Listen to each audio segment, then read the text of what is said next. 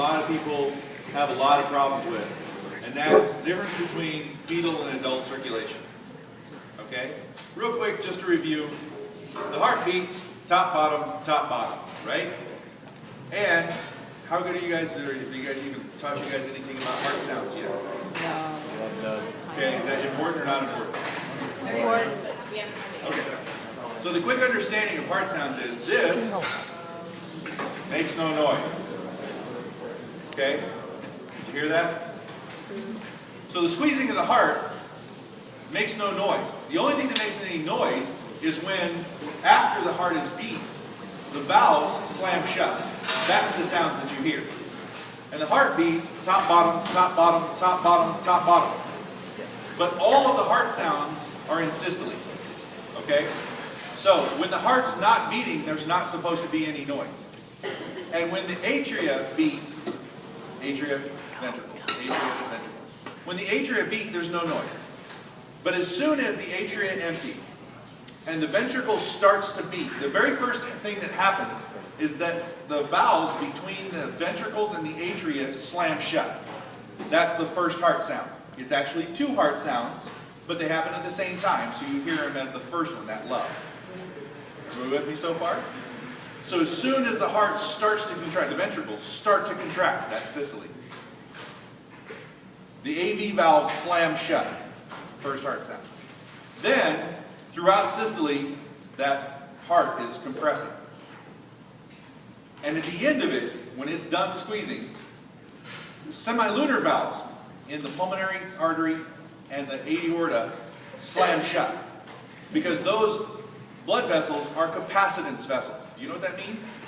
That means instead of your heart, your blood pressure being 120, 0, 120, 0, when your heart beats and when it doesn't, it's more like bagpipes. Okay? Your heart is filling up your aorta. So that your aorta plays your body like bagpipes. So it goes 120, 100, 90, 80, 70, 120, right? So it just goes up and it comes down slowly. Otherwise, there'd be no pressure in between beats. Does that make sense? So your aorta is a capacitance vessel that slowly squeezes all the stuff. It's a stretchy, elastic vessel. Now, if it's too stretchy, that's Marfan's, and it can explode on you. As you get older, it can get harder. And as you get hardening of the arteries, because they can become calcified, the amount of pressure you have to create in order for that number not to reach 0 means that older people, as they get hypertension, get widening pulse pressures. Instead of 120 over 80, they're 150 over 70, right? Because it's harder to get that thing to stretch, and since it doesn't stretch very well, the pressures have to be higher. That's why you heard that thing, essential hypertension. Heard that term? As people get hardening of the arteries. So, first heart sound, the AV valves slamming shut. The second heart sound is the pulmonary trunk and the aorta slamming shut. Now the cool thing is that when the balloons inside the aorta open up and slam shut, it opens the coronary arteries. Okay?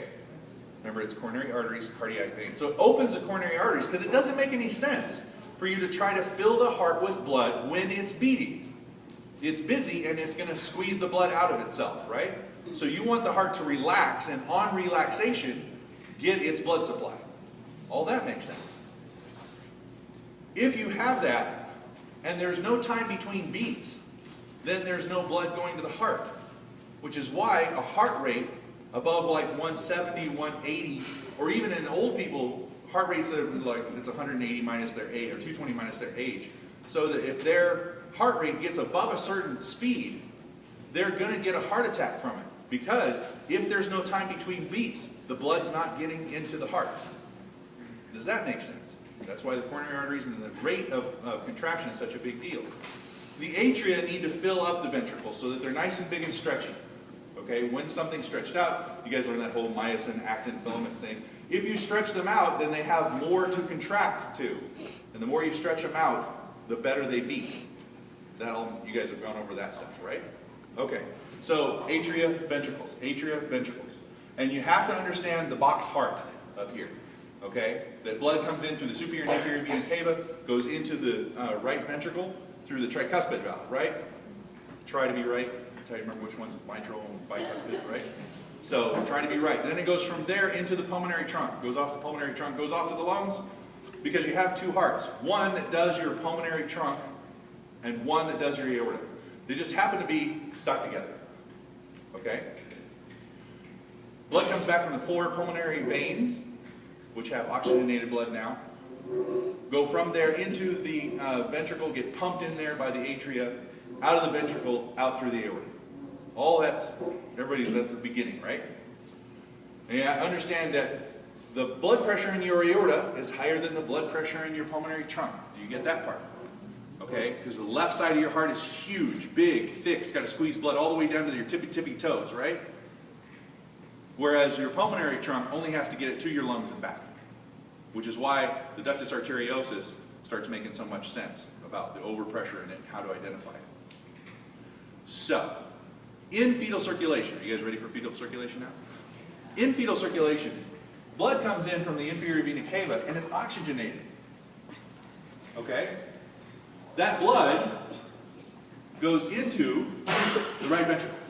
Because the right ventricle needs something to do. It's got to practice. Okay?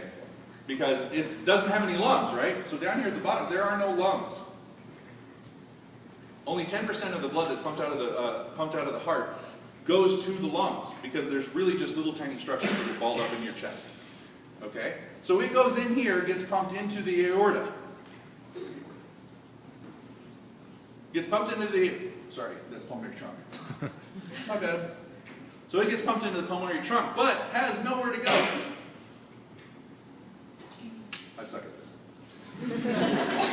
It has nowhere to go, and since it has nowhere to go, can't go into the lungs, it goes through the ductus arteriosus and out through the aorta.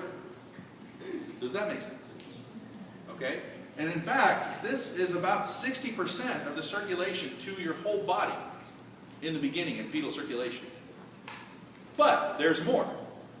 Since there's no blood coming back from the lungs either, this blood supply is very, very, very short, right? Very little is going into the lungs, so very little is coming out of